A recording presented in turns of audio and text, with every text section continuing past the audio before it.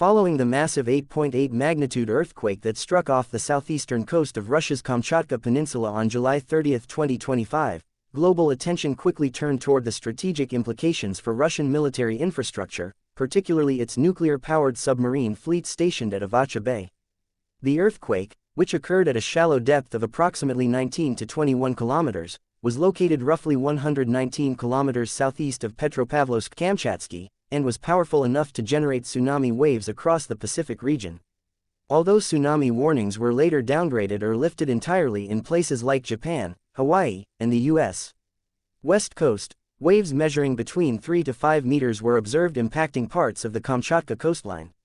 These conditions prompted widespread concern about the safety and operational integrity of Russia's most important naval base in the Pacific, the Rybachi nuclear submarine base and associated facilities in Vilyuchinsk. Avacha Bay, where these facilities are located, is one of the most fortified and secretive naval installations in Russia. It is the primary base for Russia's nuclear-powered ballistic missile submarines, SSBNs, assigned to the Pacific Fleet. These include Borei-class and Borei-A-class submarines, which are armed with RSM-56 Bulava submarine-launched ballistic missiles, SLBMs, capable of carrying multiple independently targetable nuclear warheads. Borei-class submarines such as Knyaz Vladimir, Generalissimus Suvorov, and the recently commissioned Emperor Alexander III are among the most advanced in Russia's strategic arsenal. The base also services Yasen-class nuclear-powered guided missile submarines, SSGNs, like Novosibirsk, Krasnoyarsk, and others that are optimized for multi-role missions including conventional long-range strikes using Caliber and Sirkin cruise missiles. The earthquake struck close enough to Avacha Bay that immediate concerns were raised about the potential for critical damage to the submarine base's infrastructure, including dry docks, maintenance yards, piers, nuclear fuel storage areas, and command and control nodes.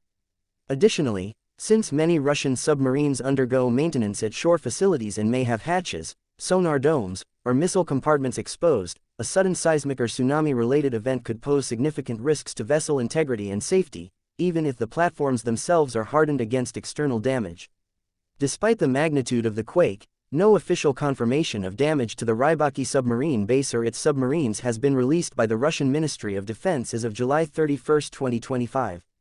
This silence is consistent with Russian military protocol, which generally withholds sensitive operational data from public channels, especially concerning nuclear deterrent assets. That said, reports from former naval personnel and defense analysts have noted that Avacha Bay's geography may have provided some natural defense. The bay's narrow entrance, deep waters, and fjord-like shape likely reduced the intensity of the tsunami waves that could have reached the submarine piers. While parts of the Kamchatka coast experienced flooding, including at Severo-Kurilsk where ships were pushed ashore, there are no publicly verified images or reports indicating that similar incidents occurred within the protected waters of Avacha Bay. Satellite imaging that could confirm the presence and condition of individual submarines remains limited. Heavy cloud cover in the region at the time of the quake has obstructed visible spectrum surveillance, delaying any open-source imagery assessments. Synthetic aperture radar (SAR) satellites may offer alternative data, but analysts have not yet published any findings. In the absence of such imagery, some observers have noted that in the days prior to the earthquake, Russian state-controlled media published imagery showing Emperor Alexander III and other submarines in ceremonial or routine operations, possibly suggesting their presence near port. However, these images do not confirm the precise location of any vessels during the event itself. A significant concern raised by analysts involves vessels undergoing overhaul or being serviced in dry docks. If a submarine had its missile hatches or sonar systems exposed or was partially disassembled at the time of the quake, flooding from even modest water surges could introduce saltwater contamination into sensitive compartments or damage critical equipment. The dry docks at Vilyuchinsk are known to handle periodic major refits and inspections of both SSBNs and SSGNs. However, without confirmation from Russian naval authorities or high-resolution imaging, the status of such vessels remains unknown. Beyond physical damage, the operational status of command and control systems, communications infrastructure, and nuclear fuel storage facilities remains another area of concern. Any damage to these systems could affect readiness or safety protocols. Russia maintains extensive safety systems and backup power for nuclear-related infrastructure, and these systems are reportedly designed to withstand a range of extreme threats, including seismic disturbances. As of now, there have been no reported radiation leaks, system malfunctions, or emergency declarations involving naval nuclear assets in Kamchatka. Adding complexity to the situation, the Kluchevskaya Sopka volcano, located inland from Avacha Bay, began erupting in the immediate aftermath of the earthquake. Although the eruption was not unusually large compared to past events, it underscored the instability of the region.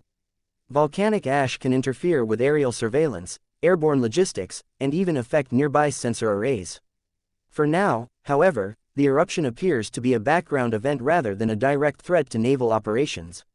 Observers note that the timing of the earthquake comes at a sensitive period for Russia's military posture in the Pacific. Over the past 2 years, Russia has accelerated its submarine deployments in the region as part of its effort to assert a more dominant position in the Asia-Pacific maritime domain. Borei-class submarines from the Pacific Fleet have conducted multiple deterrence patrols and training missions since 2023. Any disruption to these operations, even if temporary, could have strategic implications, especially as other powers in the region, including the United States and China, closely monitor Russian submarine movements. While the 8.8 magnitude earthquake and tsunami had the potential to seriously affect Russian strategic submarine assets stationed in Kamchatka, current open-source evidence does not indicate that such damage has occurred. The lack of emergency response activity, the continued silence of Russian defense authorities, and the absence of leaked imagery or distress signals all suggest that the submarine base and its vessels have remained intact.